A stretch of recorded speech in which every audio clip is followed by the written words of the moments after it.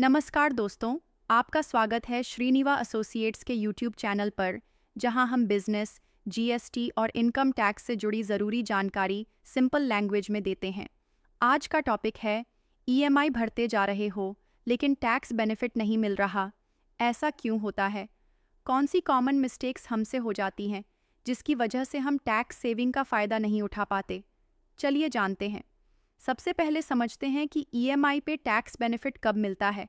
अगर आप home loan की ईएमआई भर रहे हो तो दो टाइप के टैक्स बेनिफिट्स मिलते हैं। प्रिंसिपल अमाउंट, ये सेक्शन 80C के अंदर आता है और इसमें आप 1.5 लाख तक का डिडक्शन ले सकते हो। इंटरेस्ट अमाउंट, ये सेक्शन 24B के तहत आता है। इसमें आप 2 लाख तक का डिडक्शन क्लेम कर सकते हो। अब आते हैं उन गलतियों पर जिसकी वजह से ये बेनिफिट नहीं मिलता। मिस्टेक नंबर 1, प्रॉपर्टी अभी रेडी नहीं है। अगर आपका घर अभी भी अंडर कंस्ट्रक्शन है और पोजेशन नहीं मिला है तो आप इंटरेस्ट पे डिडक्शन नहीं ले सकते।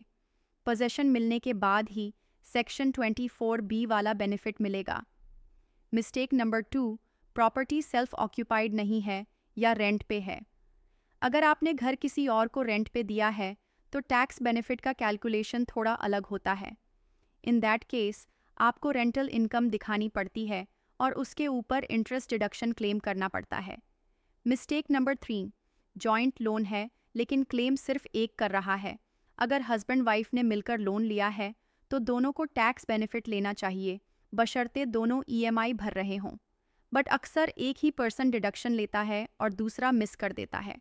This is a missed opportunity. Mistake number 4, EMI तो भर रहे हैं लेकिन प्रॉपर डॉक्यूमेंट्स नहीं रखे।